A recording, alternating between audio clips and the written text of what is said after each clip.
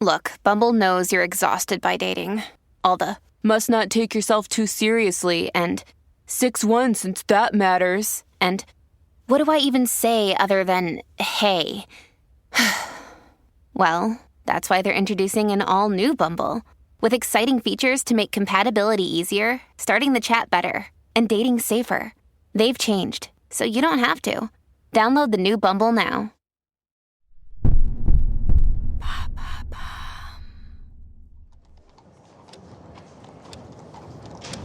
Décembre 1884. Dans le quartier de Whitechapel, en face de l'hôpital royal de Londres, une petite boutique attend le coucher du soleil pour ouvrir ses portes au public. Dehors, il fait très froid, la chaussée est gelée et un vent glacial souffle sur la capitale. D'ordinaire, par une fin de journée d'hiver comme celle-ci, seuls quelques calèches et vagabonds de passage s'aventurent dans les rues. Mais ce jour-là, une véritable foule de curieux patiente sur le trottoir. Des ouvriers, des ménagères, mais aussi des bourgeois et même des étudiants en médecine. L'affiche placardée sur la devanture de la boutique est sans ambiguïté. Foire aux monstres, le genre d'événement assez courant dont le peuple de Londres raffole. Mais celui-là profite depuis quelque temps d'un bouche à oreille particulièrement efficace.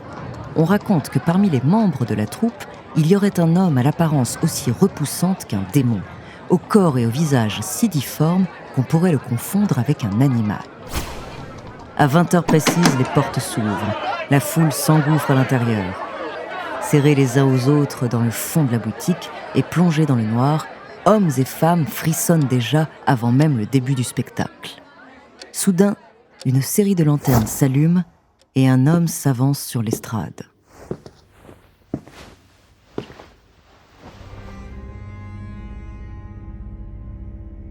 Une grosse masse osseuse lui sort de l'arrière du crâne. Ses lèvres sont terriblement gonflées et son nez écrasé. Toute sa tête ressemble à une énorme pomme de terre bourgeonnante aux excroissances croûteuses. Sa peau grisâtre est bosselée, rugueuse, et pend à certains endroits comme un rideau froissé. Son bras droit fait 2 fois la taille du gauche. Il semble se traîner sur ses jambes, enflées et boiteuses, comme sur 2 poteaux de bois pourri. L'assistance ne peut tout simplement pas croire ce qu'elle a sous les yeux. Un monstre, un véritable monstre. À ce moment-là, bien sûr, personne ne sait que derrière cette horrible apparence se cache quelqu'un de charmant et cultivé, et que pour surmonter la tristesse de sa vie de misère, cet homme a dû faire preuve d'un courage sans limite.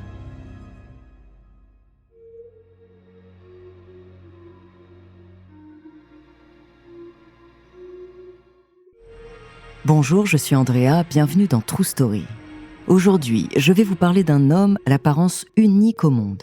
Horriblement difforme, il a déclenché des vagues de dégoût et de fascination en Angleterre à la fin du 19e siècle.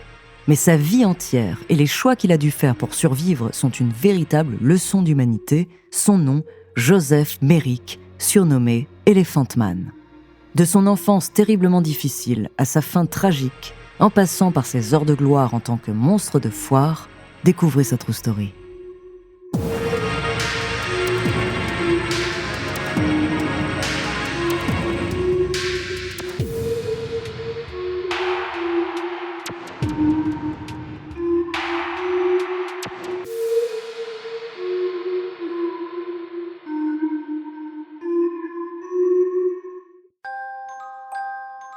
Joseph Merrick naît en 1862 dans la petite ville britannique de Leicester. Étonnamment, il ne présente absolument aucune difformité lorsqu'il vient au monde. C'est un bébé tout ce qu'il y a de plus normal, du moins pendant ses 21 premiers mois. Car juste avant son 2e anniversaire, les premières anomalies physiques apparaissent. Elles touchent d'abord la forme de son crâne et de ses lèvres. Puis dans les années qui suivent, sa peau et ses membres. Non seulement son apparence se détériore, mais sa mobilité aussi. La croissance déséquilibrée de sa colonne vertébrale, de son bras droit et de ses jambes l'empêche rapidement de courir et de dormir en position allongée. Et à l'âge de 5 ans, le petit Joseph est déjà considéré par son entourage comme un monstre de foire. Ses camarades de classe se moquent de lui et le harcèlent en permanence. Les enfants du quartier fondent en larmes en le voyant. Les nonnes font le signe de croix et murmurent une prière quand elles le croisent dans la rue. Seule sa mère veille sur lui et l'aime aveuglément. Le sourire qu'il voit sur son visage le soir en rentrant de l'école réussit à effacer toutes les grimaces de peur et de dégoût des autres. Elle est un pilier pour Joseph, qui souffre beaucoup, mais reçoit d'elle assez de bienveillance pour surmonter les premières années de sa vie. Seulement alors que Joseph vient d'avoir 11 ans, elle meurt brutalement d'une pneumonie. Le jeune garçon est dévasté et son cauchemar ne fait que commencer.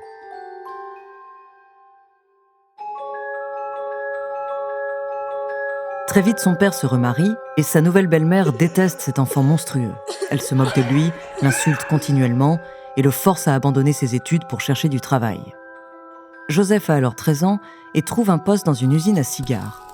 Mais son corps continue de grandir, de plus en plus difforme, et bientôt ses mains ne parviennent plus à rouler le tabac et le papier. Il est licencié.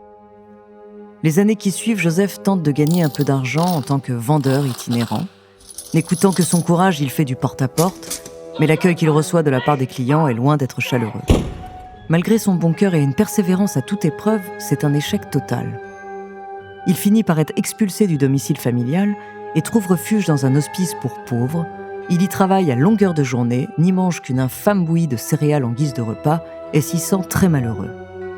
Pour ne rien arranger, sa santé se dégrade chaque jour un peu plus. Joseph Merrick prend alors une décision qui va changer sa vie et le rendre célèbre.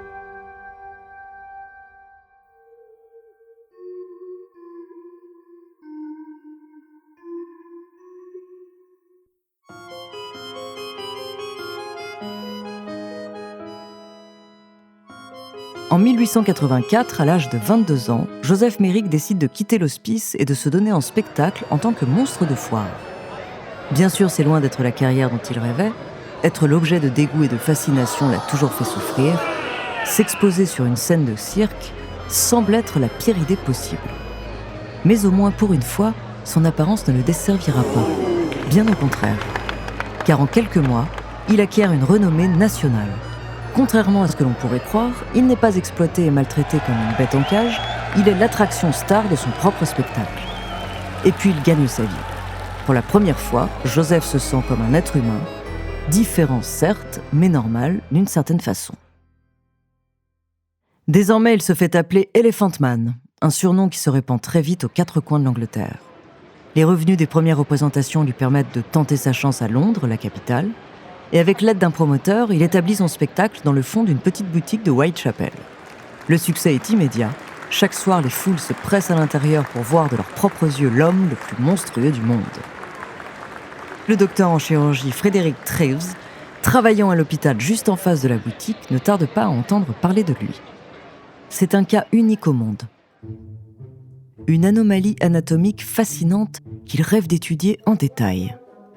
Il le convie donc un jour à l'hôpital pour l'ausculter et tenter de comprendre l'origine de ses difformités.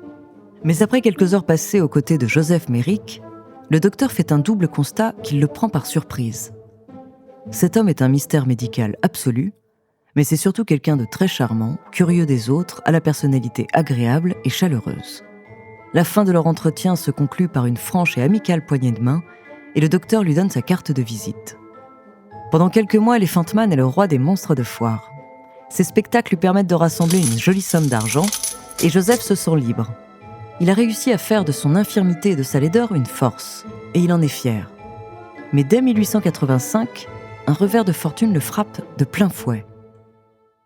Une nouvelle loi vient d'interdire les exhibitions de phénomènes humains considérés comme immoraux pour la société. Il risque la prison s'il continue. Mais Joseph Merrick n'est pas du genre à abandonner aussi facilement. Il fait donc ses bagages et part avec son promoteur pour une tournée européenne. Seulement les choses ne se passent pas comme prévu. Partout où il va, Joseph ne rencontre que mépris. Les foires aux monstres ne sont plus les bienvenues et le public se détourne de lui. Agacé par la situation, son promoteur lui vole toutes ses économies et le jette à la rue. Quelques semaines à peine après son départ de Londres, Joseph se retrouve à errer sur les trottoirs de Bruxelles sans le moindre centime en poche. Harcelé par les passants, roué de coups par les soulards, et la nuit, il a beau tenter d'appeler à l'aide, tout le monde fuit à sa vue. Il est désespéré, mais réussit à rassembler ses dernières forces pour retourner en Angleterre.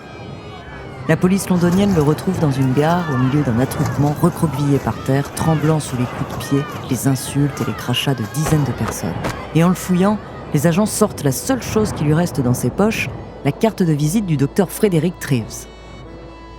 Le docteur est immédiatement contacté et accepte de l'héberger. Pendant 5 ans, Joseph est pensionnaire à l'hôpital. Il ne s'y sent pas heureux, mais au moins, il est en sécurité. Le soir du 11 avril 1890, Joseph Merrick a 27 ans. Il est seul dans sa chambre blanche et regarde par la fenêtre. De l'autre côté de la rue, il aperçoit la petite boutique où il a connu le succès en tant que monstre de foire. Une profonde tristesse l'envahit alors. Au fond, il n'a jamais vécu comme les autres. Toujours jugé sur son physique, jamais à la bonté de son cœur. Il n'a même jamais pu dormir en position horizontale comme n'importe qui à cause de ses malformations. Et il se sent si fatigué de lutter, fatigué de devoir sans cesse prouver son humanité, fatigué de vivre dans la peau d'Elephant Man. Il s'assoit alors sur son lit, a une pensée pour sa mère qui l'attend au ciel, puis, conscient des conséquences funestes de son geste, il décide de s'allonger entièrement pour la première fois de sa vie.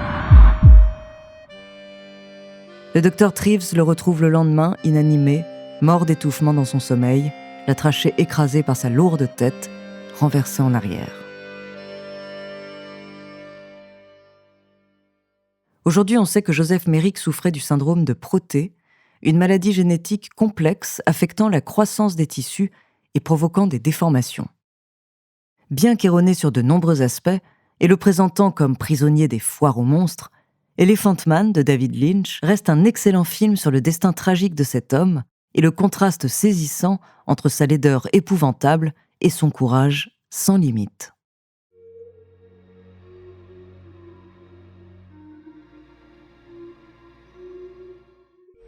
Merci d'avoir écouté cet épisode de True Story, écrit par Ellie Oliven, réalisé par Gautam Shukla et Antoine Berry-Roger.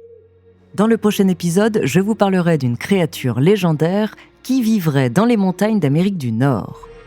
En attendant, si cet épisode vous a plu, n'hésitez pas à laisser des commentaires et des étoiles sur vos applis de podcast préférés.